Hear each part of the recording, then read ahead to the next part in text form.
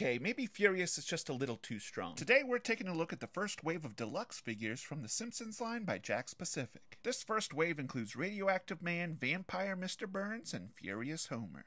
The Jakks line of Simpsons toys has been super successful so far. I've opened a few of these 5-inch scale figures and they have a pretty good likeness to the cartoon, great articulation, and a pretty affordable price. There aren't a ton of accessories, but I'll take it for the low cost.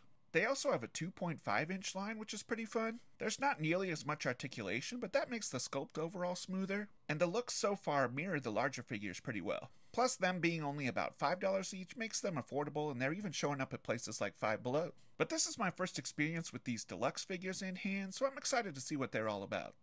We'll start things off with Furious Homer. The boxes all have some pretty nice artwork on the side, product shot on the back displaying the action features. It also shows off some of the accessories, but not all. Another nice product shot on the side, and then a window packaging on the front. The boxes seem pretty large to house those extra accessories, so beware if you're an inbox collector. Here's that Furious Homer all out of the package. As you can see, we get the Homer figure himself. The colors are looking nice, the sculpt is looking good. And then we have some episode-specific accessories. We have this bucket of green paint, some nice dripping paint detail on the top, a little handle on the back. It's actually hollow inside, so I guess you could fill it up with something if you really want to. Then we have this bright pink kiddie pool. I could definitely see this being a versatile accessory for all sorts of other lines. It could be really fun with the NECA baby turtles. Really, any of the Toon Turtles would look good. And then we also get several different detachable and breakable fence pieces. There were a few visible in the package, and then we have this whole baggie's worth as well. It does include some instructions, so you might want to take a peek at those. But when you open up the baggie, it's pretty much just a jigsaw puzzle. You gotta do some trial and error to figure out what fits. It's a little bit delicate because the pieces don't actually snap into place. I think they're meant to be just a little bit flimsy to help with the action feature later on. Taking a closer look at the Homer figure, I was honestly least excited for this one, but once I got it out of the package, I was super impressed. The facial expression is really well done, lots of anger in his face. The colors are really bright. Here on the back you have his action feature button. When you push it, the figure's arms move at the shoulders up and down. They will both move together. There's not really a way to just do one or the other, so just keep that in mind. Otherwise, he seems to have the exact same articulation as the standard Homer, so you can get some movement at his upper arm, elbow, wrist, and then down on the legs at the hip, knee, and I think the ankle. Of course, the head can twist all the way around if you want to do that as well. I originally thought these deluxe figures might be a little bit bigger scale, but when you stack them up next to that original Homer, they are pretty much exactly the same size. They went pretty basic with the original Homer, but you can see the possibilities with the Furious Homer on the right. Definitely a sign of some great variants to come with this new line. I originally thought the arms were locked into moving together, but you can kind of force the ratchet away from each other, so you can get one arm up, one arm down if you really want to. If you push it too far back, it will go back behind his actual shoulder, which seems a little bit unnatural, but kind of looks cartoony and fun. And then finally for Homer, let's see if we can put that action feature to use and break through this fence. The pieces didn't really break apart, but he could push it down with ease. Again, I was expecting to like this one the least, so we're starting off pretty strong with these deluxe figures. Next up, we have Radioactive Man. One thing to keep in mind that this is the actual comic book version of Radioactive Man, not the Rainier Wolfcastle version like we see from the Fall Out Boy episode, so don't expect him to be too massive. The stuff inside the box is pretty unique for this Radioactive Man.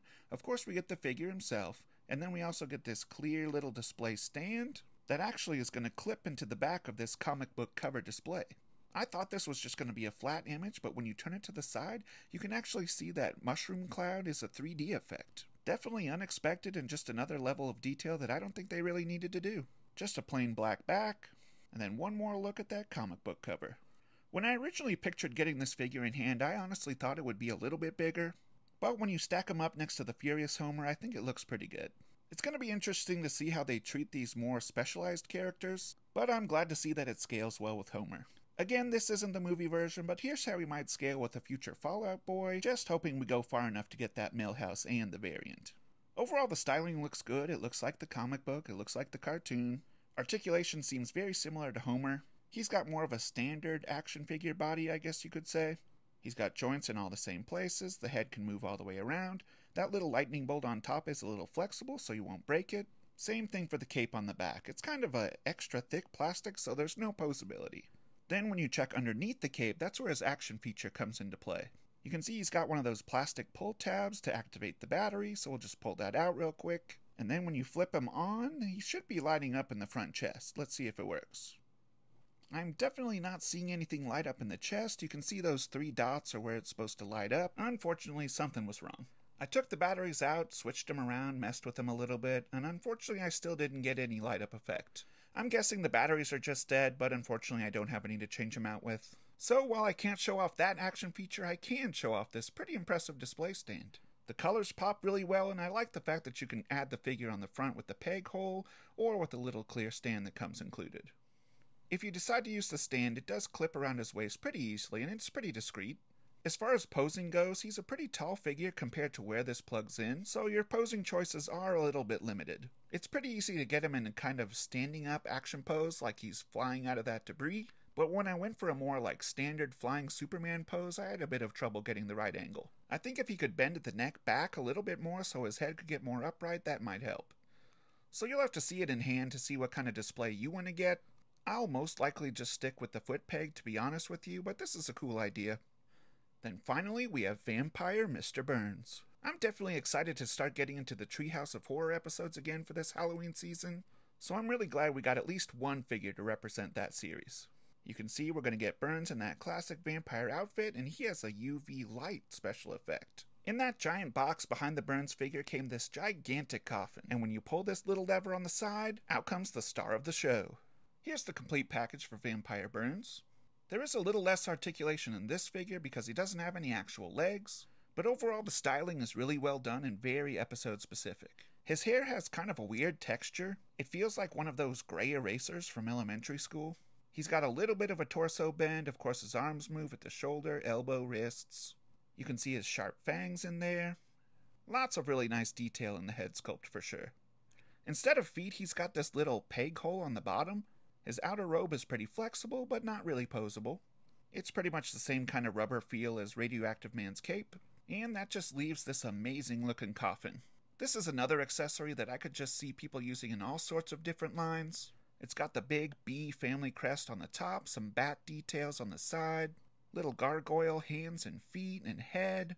The brick detailing is nicer on the bottom. They really went above and beyond on this one. There's even a little bit of wood grain detail there on the top, looking really nice. The lid can just lift off, it doesn't really snap into place, and when you look inside you can see the pillow, and then on the other end is the little notch for Burns to sit on. When you move the lever it just goes up and down, so that's how you can make him shoot out of the coffin. Putting the figure back in there was a little bit tricky just because you can't really see what you're doing once it gets down in there, but you should be able to feel a little bit of a click once it's in place. Then let's give one more try for this action feature. We can lay him back down with the lever as well. It works really smoothly, honestly probably easier than it should. Then of course we got to put that lid back on top for one more try. Give that lever a little push from the side and there we go again. The coffin is pretty cool, the figure's well done, but he actually does have one more action feature if you remember. The UV light color change. I've got my little dog pee finder right here. You can see those eyes glowing up, and if you check out the skin, it actually looks like it's burning to a crisp. This feature actually worked way better than I expected it to. You can do pretty much every inch of his head. There is a tiny notch on his neck that won't change color, but his hands do it as well. And I think it looks extra cool that those eyes light up too. In the end, I'm overall pretty impressed with these deluxe figures. They run about twice the cost of the standard figures, but for the gigantic extra accessories we get, I think that's pretty well worth it.